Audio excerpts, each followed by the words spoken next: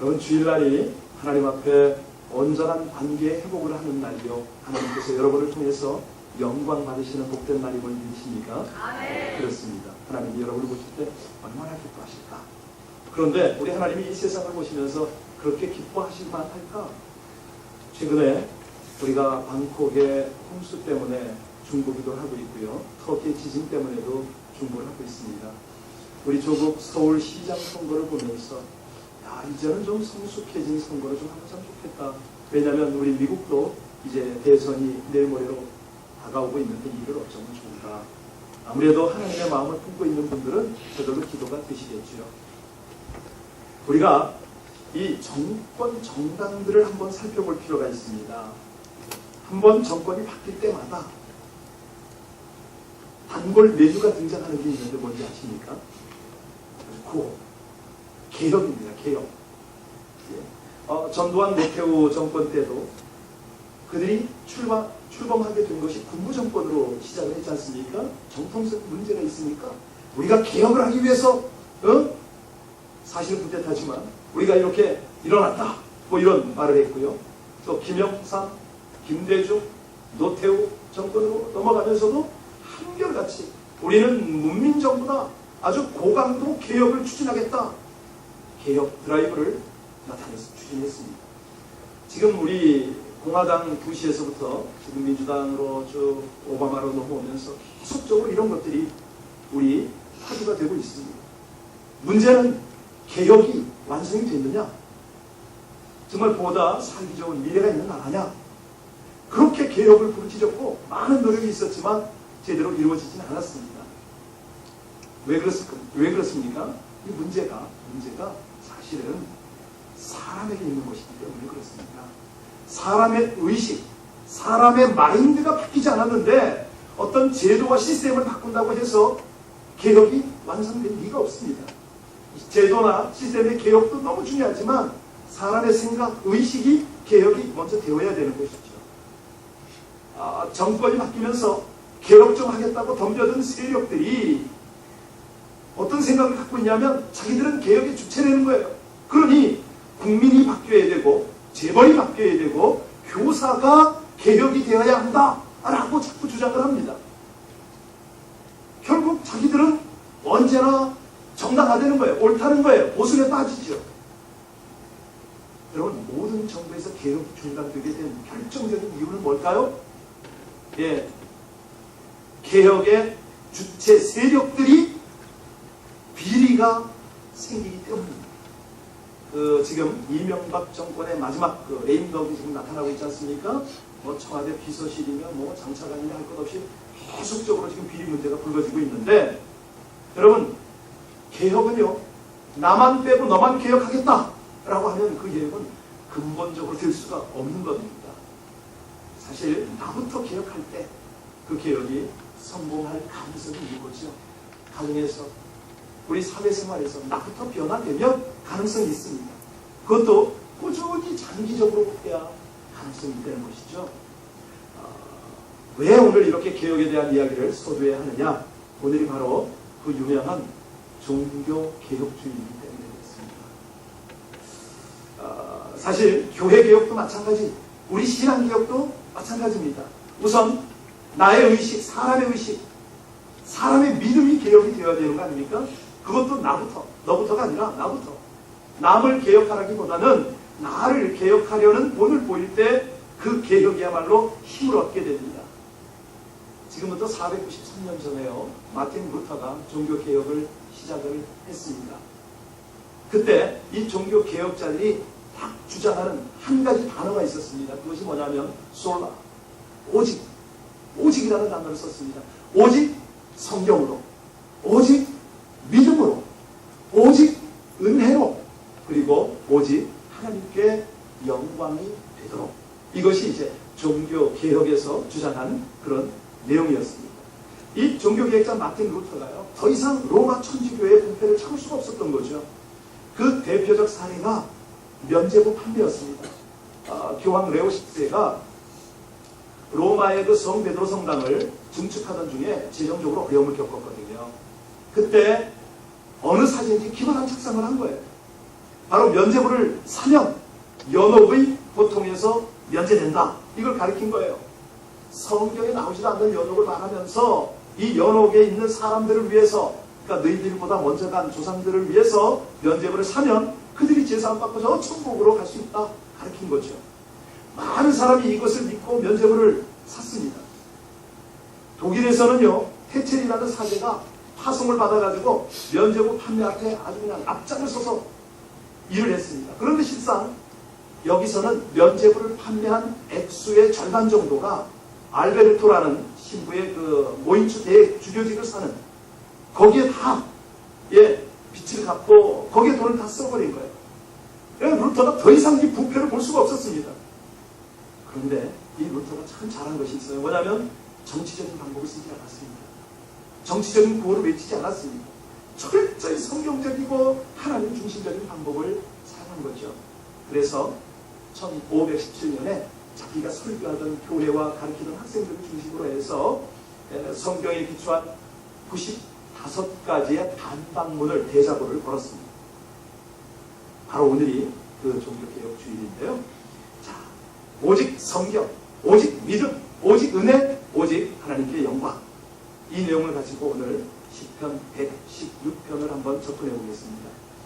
오늘 본문의 시인이요, 일반적으로는 대부분 이제 신학자들이 그런 얘기를 합니다. 이것은 다윗의 시다. 여러분, 누가 지었다라고 하는 것이 중요하지 않습니다. 그런데 대충 흐름을 보면, 이 본문의 내용을 보면 아마도 히스기야처럼 중병이나 위급한 위경에서 구원을 받은 그 내용을 사랑으로 고백을 하는 내용이다. 이렇게 이해하시면 전체 내용을 이해하고 들어갈 수가 있습니다. 우리 116편 3절 말씀을 함께 보고 조금 더 내용을 봅니다. 우리 116편 3절 다 같이 읽습니다. 시작. 수월의 고통이 내게 이름으로 내가 환난과 슬픔을 만났을 때에, 아주 중병이죠. 죽음 직전에 큰 고통을 당하고 있습니다. 그때 하나님께 기도했더니 구원해 주셨다. 하나님은 그를 고치시고 평안을 주셨다. 여러분, 이 놀라운 은혜를 감사로 보답하고 있지 않습니까? 저는 이 시편을 쭉 보면서, 물론 내일도 이제 말씀을 또 내일도 나눠야 되는데요, 여기에 중심 구절을 뭐라고 볼까? 한참 묵상을 하다가 두 가지가 나오더라고요. 하나는 오늘 설교 제목처럼 여호와께 행하리라. 또 하나는 여호와께서 내게 주신 은혜를 내가 무엇으로 갚을꼬. 여러분 한번 묵상해 보세요. 여호와께서 내게 주신 은혜를 내가 무엇으로 갚을꼬. 지금 이것을 누구에게 말하고 있습니까? 하나님 앞에? 아니에요. 기도로? 아니에요. 자기 자신에게 이 독백처럼 되뇌이고 있는 말이 바로 그겁니다. 여호와께서 내게 주신 모든 은혜를 내가 무엇으로 갚을꼬. 참, 그 말을 스스로 되새기기만 해도 나의 삶의 자세가 정말 여호와 앞에 있는 그런 느낌이 들지 않습니까? 우리가 오늘 이 내용을 지금 생각할 주제로 뽑았는데요, 우리가 많은 은혜를 받았습니다. 무엇보다도 구원의 은혜를 받았어요. 자, 그렇다면 우리가 하나님 앞에 어찌 행하여야 하는가? 첫 번째는요, 1절과 2절 한번 읽어보면 그 내용이 나옵니다. 같이 한번 1절과 2절 다시 한번 읽겠습니다. 시작. 여호와께서 내 음성과 내 간구를 들으심으로 내가 그를 사랑하노라. 그의 길을 내게 기울였으므로 내가 평생을 기도하리로다. 예, 아무도 나를 구원할 수 없는 절박한 상황에서 간구했더니 하나님이 응답하셨다. 이 고백 아닙니까? 나를 건져줄 사람은 세상에 아무도 없다. 오직 하나님 앞에 내가 다급할 때, 내가 위경을 당했을 때는 물론이지만 그렇지 아니할지라도 내가 평생을 기도하겠다. 여러분, 굉장히 중요한 고백입니다. 한번 상상해 보세요. 여러분들은 어떤 때 기도가 나갑니까? 하나님께 원하는 것이 있을 때 나가죠? 내가 위기를 당했을 때 벗어나려고 하나님 앞에 기도하죠? 여러분, 지금 오늘 시인이 뭐라고 그러냐면 다윗입니다만은 오직 하나님을 만나기 위해서 나간답니다. 하나님의 말씀을 사랑하기 때문에 간다는 거예요. 그분과 교제하기 때문에 내가 여호와 앞에 행하겠다. 얼마나 아름다운 고백입니까? 참, 사실 죽을 고비를 넘긴 그런 경험은 여러분에게 다 있습니다. 여기 한 분도 예외가 없어요. 다 있어요. 그런 간증은 다 있습니다. 그런데 그 위기 앞에 내가 하나님 앞에 어떻게 서느냐 이거죠. 어떻게 만나느냐? 하나님의 절대 주권을 인정하느냐? 내 생명, 내 인생, 우리 모든 인류의 역사가 하나님 것입니다라고 인정하느냐? 지금 이것이 우리가 도전받고 있어요. 또 하나, 이 하나님의 지혜, 이걸 지금 굉장히 강조하고 있는데 오늘 본문 전체를 보면은 우리 하나님이 의와 사랑을 나타내시기 위해서 십자가 지혜로 죄인들을 의롭게 권하셨다. 이 내용이 지금 바탕에 다 깔려 있습니다. 그런데 이것이 어떻게 이루어지느냐? 오직 믿음만으로 이루어진다. 이것을 우리는 하나님의 지혜라고 그러는데요. 여러분 기독교 우리 신학 용어로는 칭의라는 용어를 아시죠? 믿음으로 의롭게 되는 걸 칭의라고 그러죠. 그 다음에 의롭게 된 사람이 어떻게 됩니까? 성화의 단계에 들어갑니다. 하나님의 은혜가 지속적으로 우리 가운데 성령으로 말미암아 이루어지는 그리스도를 닮아가는 그 삶, 이것을 우리는 성화라고 그러는데 이것을 보고 우리는 하나님의 지혜다 이렇게 말합니다. 중요한 것은요, 이 성화가 어떻게 되느냐? 오직 은혜로만 되는 것이죠. 이 하나님의 지혜는요, 유대인들이 거절했기 때문에 이방인들의 구원을 온전히 이루시는데 이것이 바로 하나님의 주권이고 거룩하심이고 지혜라. 우리가 그 앞에 산다. 그러면 그 앞에 삶의 자세는 어찌 해야 됩니까? 두 번째가요, 오직 믿음으로 행동하는 것입니다. 여기 5절 6절을 보시면은 바로 이 하나님의 지혜, 하나님의 자비, 하나님의 긍휼, 이것을 확신하는 내용을 우리가 읽을 수가 있습니다. 우리 5절 6절 같이 한번 읽습니다. 시작. 여호와는 은혜로우시며 의로우시며 우리 하나님은 긍휼이 많으시도다. 여호와께서는 순진한 자를 지키시나니 내가 어려울 때 나를 구원하셨도다. 예, 많은 긍휼과 후대로 하나님의 자비와 은혜를 경험케 하셨습니다 라는 고백이에요. 사실 이거는요, 우리 모두의 고백이어야 합니다. 제가 한번 여러분에게 질문을 하나 드리겠습니다. 여러분들 차가 좋고 나쁘고 언제 알 수 있을까요? 이 차는 좋아, 이 차는 나빠. 아니 이 차는 좀 저렇게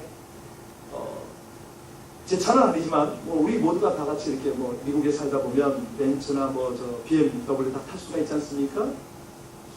BMW 7 시리즈를 타보니까요, 후배를 가는데 바깥에 소리가 안 들려요. 근데 제 차를 운전하고 가면 더더덕 이 소리가 납니다. 근데 더 좋은 차는 범산 출력, 비포장 도로를 가면 더 확실하게 알 수가 있죠. 똑같습니다. 우리 크리스천들이요, 우리의 신앙이 어떤 사람이 정말 믿음의 사람인가 어떻게 알아보냐면요, 환난 날일 때 우리가 대충 알아볼 수가 있습니다. 그때 이분 속에 정말 바른 믿음이 있는가, 이걸 보면 안 되는 것이죠. 이 마틴 루터에게요, 오른팔과 같은 동역자가 있었습니다. 그가 바로 프레드릭 니코니우스라는 그런 사람인데, 당시 종교 개혁 때문에 너무나 바쁜 상황이었습니다. 근데 안타깝게도 이 프레드릭 니코니우스가 병이 깊어져서 도저히 살 가능성이 없는 거예요. 자신이 이제 마지막을 앞두고 있는 것을 알고 루터에게 고별 편지를 보냈습니다. 루터가 그 편지를 읽고요, 즉시 답장을 쓴 거 아세요? 근데 그 귀절 중에 아주 중요한 내용을 여러분에게 말씀드리겠습니다. 뭐라고 그러냐면, 나는 자네가 더 살 것을 하나님의 이름으로 명령하네 그랬습니다. 교회를 개혁하는데 자네가 필요하기 때문에 주님께서는 자네가 죽었다는 소식을 내가 듣게 내버려 두지 아니할 것일세. 자네가 살아야 한다는 것은 나의 뜻이네. 그러나 내가 하나님의 이름을 영화롭게 하기 위해 일하고 있기 때문에 나의 기도를 들으시는 하나님께서 반드시 이루어주리라고 확신하네. 아니, 이런 내용의 편지가 우습기도 하지만 여하튼간에 이 편지를 그 집에 보냈는데요, 이 프레드릭 니코니우스가 빈사 상태에 빠져서 그때 사경을 헤매고 있었어요. 바로 그냥 이렇게 숨이 절명이 될 상황이었는데, 병상 곁에 있던 사람이요, 그 편지를 큰 소리로 읽어준 거예요. 듣든 못 듣든. 그런데 놀랍게도 이 프레드릭 니코니우스가 다시 살아났다는 거 아닙니까? 네.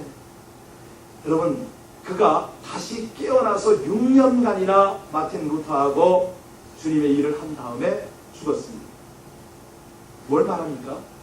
이 고난과 역경 중에 믿음 가진 자, 의심이 없는 믿음, 이것은요 언제나 놀라운 응답을 받는다는 거예요.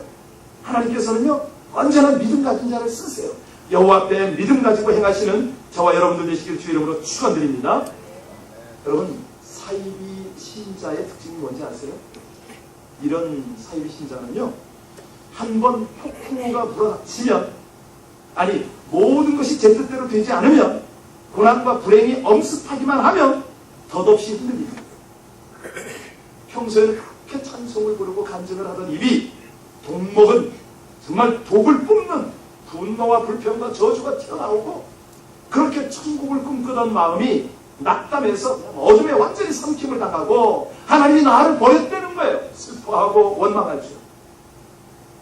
근데 한번 생각해 보십시오. 자신의 아들을, 외아들을 희생시키기까지 하면서 우리를 사랑하시는 그 하나님의 사랑이 변절이 될 수가 있냐 이거죠. 여러분, 여기서 변화된 것은 뭡니까? 신앙의 지조를 잃어버린 바로 그 사람 아니겠습니까? 진정한 믿음의 소유자라면 환난 중에도 오히려 즐거워할 수 있음을 믿습니다. 어떤 환난, 어떤 역경, 어려움 속에서도 승리하는 그 믿음을 가지는 것이죠. 여러분, 생명 있는 동안 주 앞에서 믿음으로 사시는 저와 여러분들 되시기를 주의 이름으로 축원드립니다. 세 번째입니다. 자, 이제 오직 하나님, 오직 믿음. 세 번째는요, 오직 은혜입니다. 하나님 앞에 은혜를 잊지 않고 사는 것이죠. 우리 7절과 9절 함께 읽어봅니다. 7절로 9절입니다. 함께 시작. 내 영혼아 내 평안함으로 돌아갈지어다. 여호와께서 너를 구대하시니로다. 주께서 내 영혼을 사망에서 내 눈을 눈물에서 내 발을 넘어짐에서 건지셨나이다.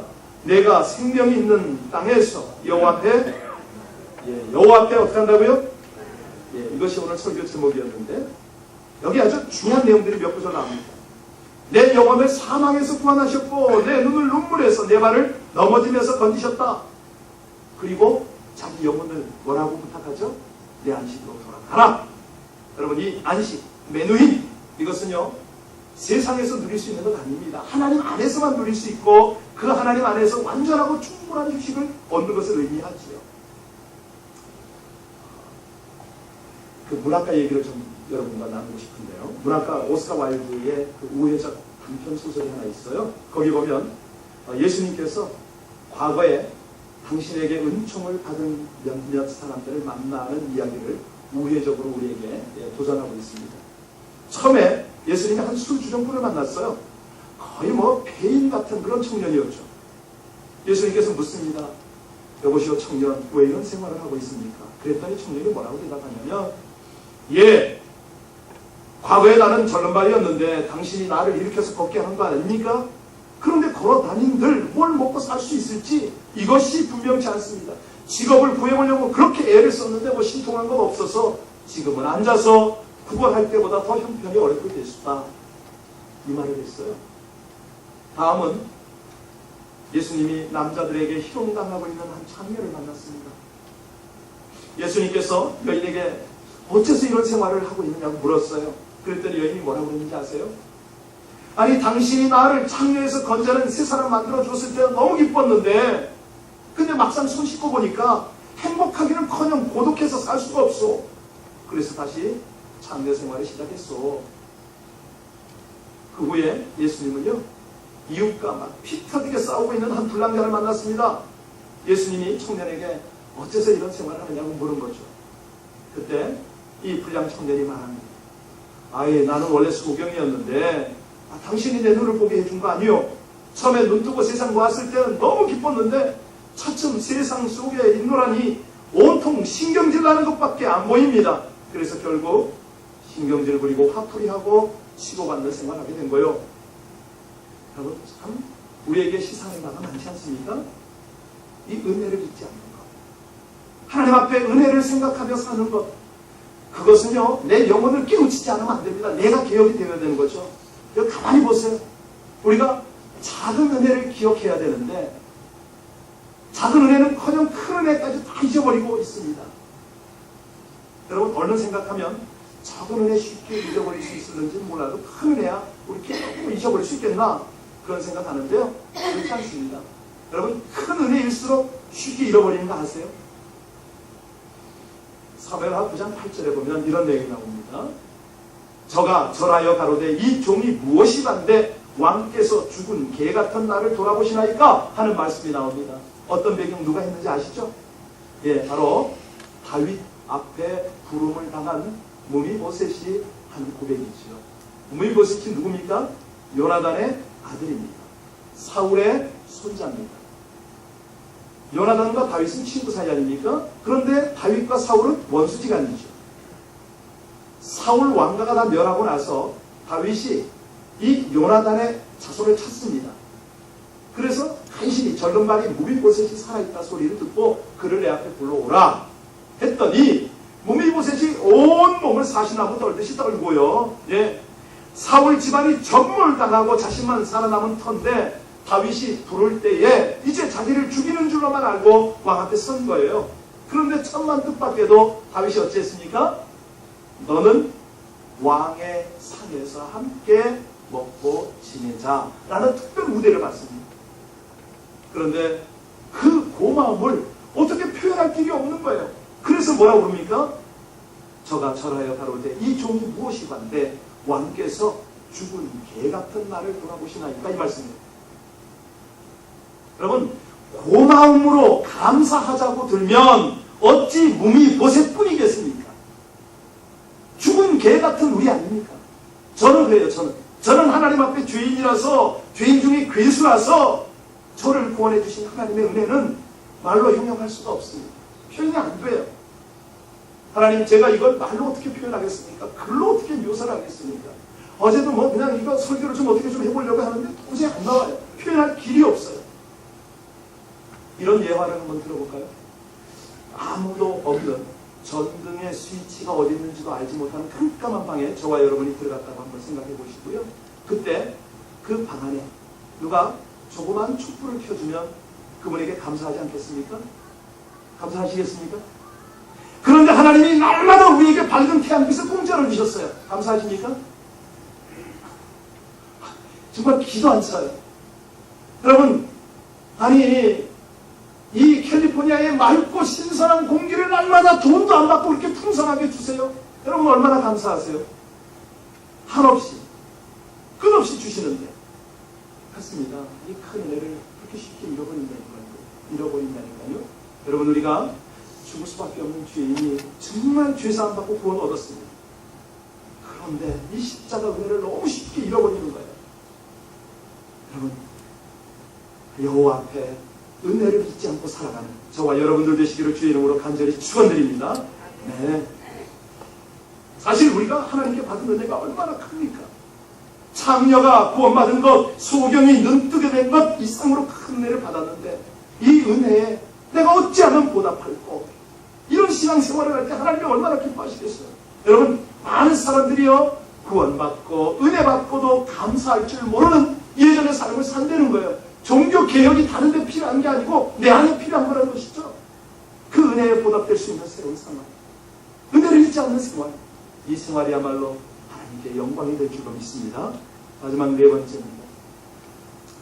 이 감격을 잃어버린 세대, 감사가 메말려버린 시대, 정말 그 앞에 하나님이 어떤 걸 기뻐하시는가? 우리 9절로 11절 한번 볼까요? 9절로 11절까지 같이 한번 읽습니다. 시작. 내가 생명이 있는 땅에서 여호와 앞에 행하리로다. 내가 크게 고통을 당하였다고 말할 때에도 나는 믿었도다. 11절까지요. 내가 놀라서 이르기를 모든 사람이 거짓말장이라 하였도다. 자, 여기 보면요. 고통의 한가운데서도 믿음과 감사를 잊지 않는 모습이죠. 심지어는 야 너희 하나님이 너 돕니? 너희 하나님이 그 기도에 응답하시겠니? 라고 주변에서 하나님에 대해서 의심케 하려는 사람들에게 지금 이 시인은 뭐라고 하냐면 저들을 향하여 거짓말장이라고 나는 말합니다 라고 고백하지 않습니까? 나를 외면하는 듯한 하나님의 그 모습, 그 순간에 도리어 어떤 다른 때보다도 더 선명하게 나는 하나님을 경험할 것입니다. 이 고백을 하고 있어요. 참 이런 걸 보면 정말 하나님이 받으실 만한 그럼 하나님께 영광이 되는 삶입니다. 고백이다 이런 걸 우리가 볼 수가 있는데요. 세브란스 병동에요. 그런 병동 중에 심장혈관 병동이라는 데가 있습니다. 거기에 다음과 같은 기도문이 붙어 있는데 그 내용을 제가 소개하겠습니다. 주님 때때로 병들게 하심을 감사합니다. 이로 인해 저의 약함을 깨닫게 해주시기 때문입니다. 가끔 고독의 수렁에 내던져 주심도 감사합니다. 이것은 주님과 가까워지는 길이기 때문입니다. 일이 제대로 안 되어서 틀어지게 됨을 감사합니다. 그래서 나의 교만을 반성할 수 있었습니다. 자녀가 걱정거리가 되게 하시고 부모와 동기가 짐으로 느껴질 때도 있게 하심을 감사합니다. 그로 인해 인간의 보람됨을 깨닫게 되기 때문입니다. 먹고 사는데 힘겹게 하심을 감사합니다. 눈물로 빵을 먹는 심정을 이해할 수 있기 때문입니다. 불의와 허위가 득세하는 세상에 이 시대에 태어나게 한 것도 감사합니다. 이로 인해서 하나님의 의가 분명히 드러나기 때문입니다. 땀과 고생의 잔을 맛보게 하심을 감사합니다. 그래서 주님의 사랑을 진실로 깨닫기 때문입니다. 주님, 이 모든 일로 감사할 마음을 그 믿음을 주심을 감사합니다. 이 모든 일로 하나님과 가까워지는 계기가 되기 때문입니다. 조금만 닿으세요. 그렇죠? 여호와 앞에 은혜를 깨닫고 영광을 돌리며 감사하는 삶입니다. 여러분, 우리 이제 내일 보겠지만 12절 13절 한번 볼까요? 아까 우리가 안 읽고 넘어갔는데 한 번만 더 읽겠습니다. 우리 12절 13절을 보면요, 성경을 보시기 바랍니다. 시작. 내게 주신 모든 은혜를 내가 여호와께 무엇으로 보답할까? 내가 구원의 잔을 들고 여호와의 이름을 부르며 여호와의 모든 백성 앞에서 나의 소원을 주께 갚겠나이다. 이런 고백을 했어요. 여러분, 이 고백이 뭡니까? 그냥 드세요. 그냥 드세요. 이 고백은요, 극한 환난과 위험에서 하나님께 소원하며 부르짖는 거예요. 예. 어떻게 감사를 드려야 할까? 저와 여러분이 자신 스스로에게 이 고백을 한번 할 수 있었으면 너무너무 좋겠어요. 내가 이 하나님 앞에, 이 은혜 앞에 내가 어찌 갚을까? 오늘은요, 우리 에린이가 잠깐 나왔는데 제가 우리 아이들 얘기 좀 하겠습니다. 우리 이튼이나 주은이가 교회 오면 제가 이렇게 인사받기를 참 즐겨해요. 애들이 그냥 저를 아는 척이 좀 좋겠어요, 지금. 그런데 주은이가 주일날에 이렇게 올 때 보면 평소에 아침 일찍 옵니다. 한 8시 전에 오니까. 근데 애가 자다 깨서 그런지 들어오면 시무룩해요. 걸어서 들기를 하는데 나를 아는 척도 안 하는 거예요. 그래서 제가 여러 가지 준비했어요. 초콜릿도 껌도 많은 걸 준비해가지고 주려고. 제 방에 들어오기만 하면 주려고 그러는데 안 들어오는 거예요. 아, 이것도 안 먹히는구나 싶어서 나가서 쫓아가서 준비도 했어요. 한참을 지나야 여유가 좀 생기고 그러면 친하다는 듯이 인사를 하는데 사실 평소 우리 아파트 한 아파트에 살거든요. 우리 집도 오면 안 그래요. 그냥 얼마나 저한테 재롱을 부리는데 아침만 되면 그러는 거예요. 그래서 거꾸로 제가 애한테 잘 보이려고 애를 많이 쓰는데 그런데 오늘 아침에 웬일입니까? 딱 들어오는데요. 혼자서 쫙 걸어서 오더니 제 앞에서 주희 좀 잠깐 보여. 제가 보여드릴게요. 딱 배꼽 인사를 하는데 감동을 받은 거예요, 제가. 물었어요. 그랬더니 오늘 아침에는 자기가 자발적으로 와서 저한테 인사하겠다고 그랬다는 거예요. 더 감동인 거예요. 야, 쫓아나가가지고 너 안 와도 되니? 그러니까 안 그래요, 또. 얼마나 기쁘고 좋았는지요. 여러분, 제가 갑자기 당한 일이었어요. 근데 너무 사랑스러운 거예요. 쫓아나갔어요. 안아줬어요. 오늘 시편의 내용이 바로 이건 거 아세요? 네, 저하고 약속했거든요. 인사하기로. 차려, 차려. 큰 소리로 인사하세요. 시작.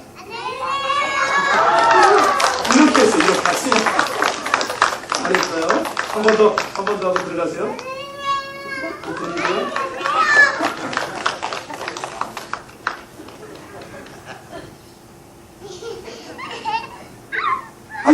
여러분들이 하나님 앞에 이렇게 하면 얼마나 좋겠습니까?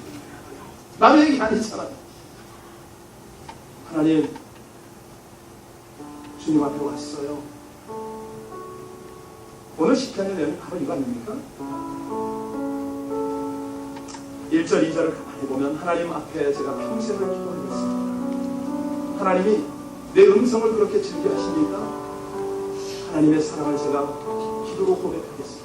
이게 1절, 2절이에요. 왜? 하나님의 은혜가 너무 감사합니다. 그리고 하나님께 제가 약속한 거 있죠? 14절에 보세요. 내 속옷을 하나님께 갚을 것입니다. 옛날에 하나님하고 저하고 친했을 때, 제가 어려웠을 때 하나님 앞에 이렇게 좀 부탁했던 것을 할게요. 17절에도 보세요. 그것을 내가 억지로 하는 게 아니라 감사로 하겠습니다. 마지막 19절에 보시면 뭐라고 그럽니까? 하나님의 집에 자주 와서 하나님의 성전에서 그렇게 제가 살겠습니다. 여러분, 이게 신앙의 개혁인 거 아시죠? 우리 영혼의 개혁을 해야 됩니다. 다른 교회 탓할 거 없고요, 다른 성도 탓할 거 없습니다. 내가 하나님 앞에서 나를 개혁하는 것이죠. 이게 종교 개혁입니다. 우리 아까 불렀던 찬양 한번 좀 띄워주실래요? 제가요, 이 찬양을 보면서 한번 여러분 가사 한번 읽어보세요. 뭐라고 그랬습니까? 하나님의 영광을 위해서 하나님께 예배하는 자들이 여기 이렇게 많이 오는데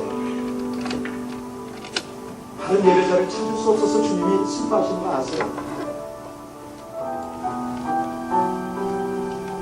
하나님 은혜 감사해요 하고 저렇게 백골 인사로 하나님 앞에 그렇게 자발적으로 하나님을 기쁘게 해드리려는 그 사람을 하나님이 찾고 계시다고요. 그 예배자 찾고 계세요. 그 예배의 현장이 우리 삶의 현장이 되기를 하나님 원하시는 거 아세요? 그때 그렇게 예배할 때 하나님이 무엇을 아끼시겠습니까? 생명을 살리시고 모든 고통과 환난과 죽음에서도 건지시는 하나님이신데 그 하나님이 무엇을 여러분에게 아끼시겠습니까? 여러분을 그렇게 소중히 여기시는데 하나님이 그렇게 변함이 없으시고 긍휼이 많으신데 은혜가 그 하나님의 놀라운 사랑이 진실하신데 여러분 뭘 걱정합니까? 이제 이 시간 이 찬양을 함께 부를 때 가슴으로 부르시기 바랍니다. 우리 같이 함께 하나님 앞에 이 고백을 드리겠습니다.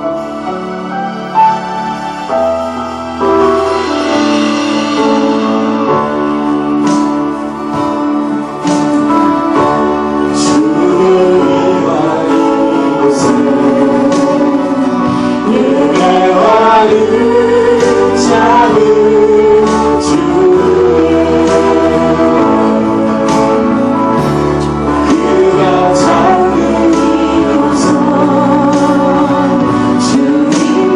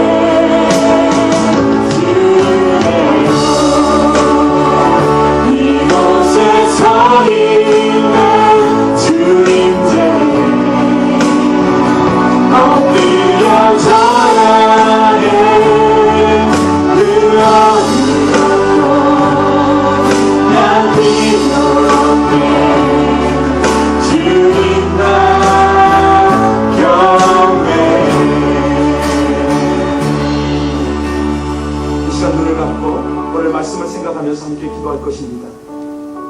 저를 구원하신 그 하나님의 은혜를 무엇으로 포용할 수가 있겠습니까? 여호와 앞에서 그렇게 신앙생활을 할 수 있게 하여 주옵소서. 하나님 첫사랑을 회복하고 오직 하나님의 말씀으로, 하나님의 믿음으로, 하나님의 은혜로, 하나님의 영광을 위하여 살아가는 이 백성을 되게 하여 주옵소서. 그처럼 저와 교제를, 저와 동행을 기뻐하시는 아버지 하나님, 이 백성에게 모든 진정한 축복으로 복주시고 복주어서 사용하기를 원하시는 하나님, 그 하나님 앞에 살아가기를 원합니다. 우리 간절히 오늘 말씀을 생각하며 함께 기도하겠습니다.